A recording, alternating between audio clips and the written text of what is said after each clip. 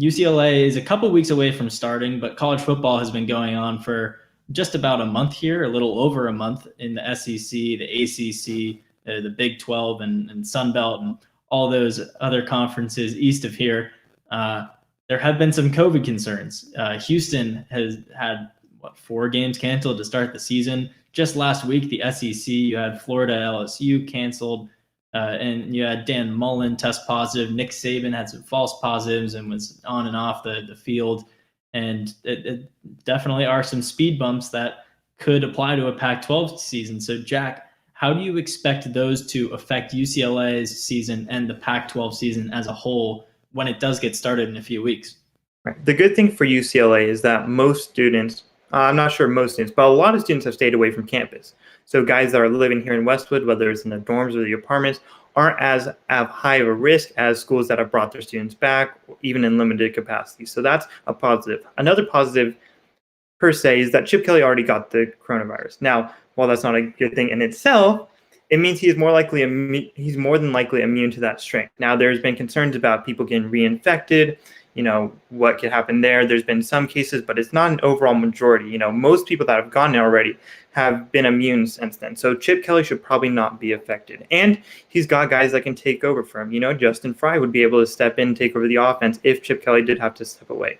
The biggest concern for this is like I said, the quarterback position, not really a lot there behind DTR in terms of guys that are just ready to jump in and play right away.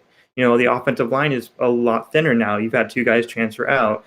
Tight end position is pretty solid, but with a guy leaving for the NFL, a guy transferring to Florida State, you're thinner there. It's this team drops even a couple guys, we could see quite a catastrophe. A key guy or two, a DTR going down, a Demetric Felton going out for a week or 2 weeks if they get infected will be a big thing. Now, UCLA is testing them 10 times a week, which is an insane amount. It'd be almost impossible to go that long and have a positive that they can't detect.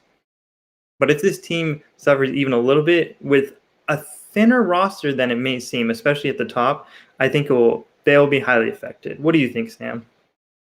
I would disagree on what you're saying about the thinness of the roster. I think depth is one of the assets that this team has. Even at quarterback, Dorian is definitely the starter. Like I said, he's earned it. He's kind of taken his licks these past 2 years. But behind him, you have Colson Yankoff, who is the same class as Dorian coming out of high school and was also a top 10 dual threat quarterback who's pretty good. You have Chase Griffin, who's maybe a little lower on the depth chart, but he was a Gatorade Player of the Year from Texas in high school. So you have talent there. At running back, I mean, I know Irby's hurt, but you have Allen. You have just really all across the offensive line, who's lost a lot of pieces from transfers over the past 365 days.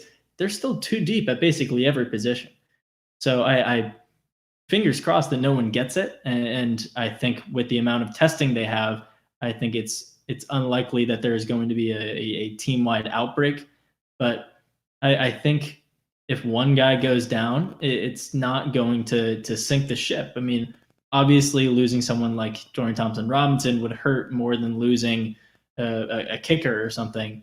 But all things considered, I think they have a pretty decent backup situation across the board at almost every position, except maybe linebacker, just because there's a lot of question marks there.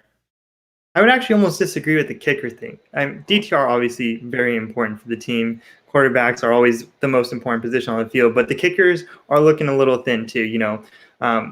Flintoff is now out for the season. He had surgery when they thought the Pac-12 wasn't going to be coming back, so he's now out for the season. So you basically don't have an actual punter on the roster. So, we had J.J. Molson for the past couple of years. That Chip Kelly was able to rely on him. Pretty solid guy from within 40.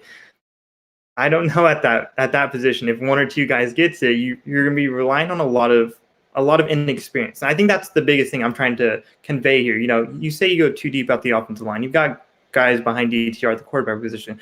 That's great, but when's the last time some of these guys have played? When's the last time they've got real good game experience? You're going up to Colorado. That's not an easy place to play ever. Going up to Boulder.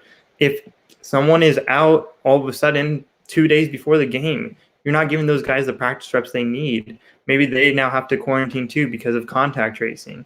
Now, I think this team, as good as they are, and maybe as deep as they are, as you say, I don't think they're ready for it because while the depth is there, the depth doesn't have experience. And the experience is going to be a huge factor in a 7-game season. Over 12 games, you're getting experience. Once you're 6 games in the season, that's huge. That's 6 more games to your arsenal. But 6 games into this season, you're already done with the regular season schedule, basically. You're getting into that championship week. There's just not enough game time and not enough practice reps for these guys to prepare for a season.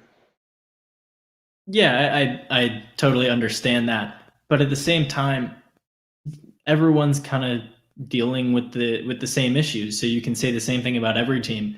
And at the very least, UCLA has a lot more returning to its roster than almost any team in the Pac-12, say for maybe USC or Cal.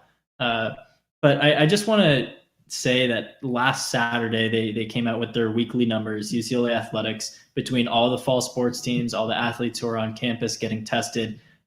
So far, they've done 3,542 tests and had 16 positives. So that's less than 0.5%. There hasn't been a positive on the football team since generally late July. We don't have an exact date, but it's been months.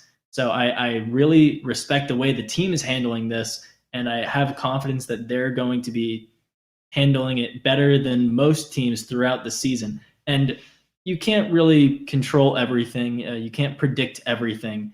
But if there's one school that I trust to keep this under control and put its athletes' health and safety first and give the team the best chance possible to get on the field and hit that minimum of 53 players that the Pac-12 announced today, I think it's going to be UCLA. I just really trust the process they have going on there, the testing they have as a school, as a conference. And I mean, there's one guy who's in contact tracing right now, Steve Mason. But other than that, they are at full strength, and I don't expect that to change anytime soon.